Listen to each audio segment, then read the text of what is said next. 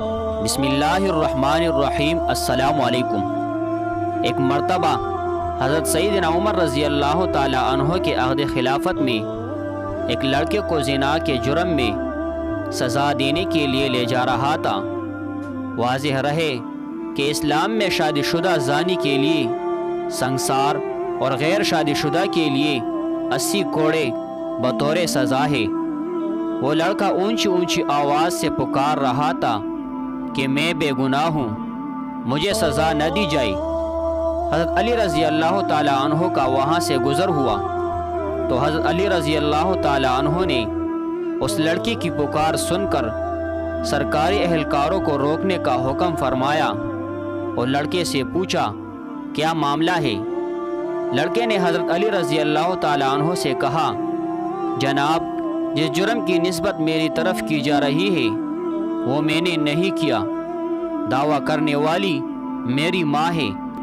حضرت علی رضی اللہ تعالی عنہ نے فرمایا اس کی سزا کو روک دیا جائے، میں اس کیس کو دوبارہ سن لوں، اگر یہ لڑکا گناہ گار ہوا تو تب سزا دینا۔ دوسرے دن حضرت علی رضی اللہ تعالی عنہ نے عورت اور لڑکے کو عدالت میں طلب فرما لیا۔ عورت سے پوچھا کیا اس نے تیرے ساتھ غلط کام کیا ہے؟ اس نے کہا ہاں۔ پھر حضرت علی رضی اللہ تعالی عنہ نے لڑکے سے پوچھا یہ عورت تیری کیا لگتی ہے؟ تو اس نے جواب دیا کہ یہ میری ماں ہے۔ عورت نے اسے بیٹا ماننے سے انکار کر دیا۔ فیصلہ سننے کے لیے لوگوں کا بہت زیادہ ہجوم جمع تھا۔ حضرت علی رضی اللہ تعالی عنہ نے فرمایا تو اچھا پھر اے عورت، میں اس لڑکے کا تیرے ساتھ اتنے حق مہر کے بدلے نکاح کرتا ہوں۔ تو عورت چیخ اٹھی کہ اے علی، کیا کسی بیٹے کا ماں کے ساتھ نکاح ہو سکتا ہے؟ حضرت علی رضی اللہ تعالی عنہ نے استفسار فرمایا کہ کیا مطلب؟ تو اس عورت نے جواب دیا کہ اے علی، یہ لڑکا تو واقعی میرا بیٹا ہے۔ اس پر حضرت سیدنا علی رضی اللہ تعالی عنہ نے فرمایا کہ کیا کوئی بیٹا اپنی ماں کے ساتھ بدکاری کر سکتا ہے؟ عورت نے کہا نہیں۔ حضرت علی رضی اللہ تعالی عنہ نے فرمایا تو پھر تو نے اس اپنے بیٹے پر ایسا الزام کیوں لگایا؟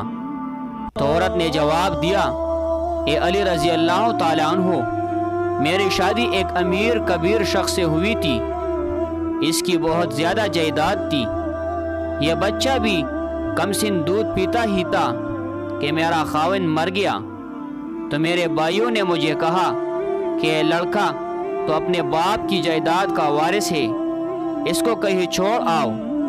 میں اسے کسی آبادی میں چھوڑ آئی، ساری جائیداد میری اور میرے بھائیوں کی ہو گئی۔ یہ لڑکا بڑا ہوا تو ماں کی محبت نے اس کے دل میں انگڑائی لی، یہ ماں کی تلاش کرتا کرتا میرے تک پہنچ گیا۔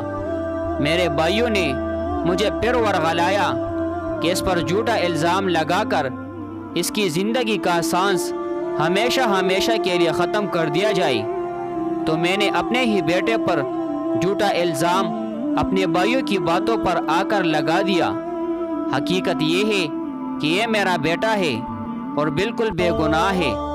جب اس فیصلے کا علم امیر المؤمنین خلیفۃ المسلمین خلیفہ دوم سیدنا عمر ابن خطاب رضی اللہ تعالی عنہ کو ہوا تو آپ رضی اللہ تعالی عنہ نے فرمایا کہ اگر آج علی نہ ہوتے تو عمر ہلاک ہو جاتا۔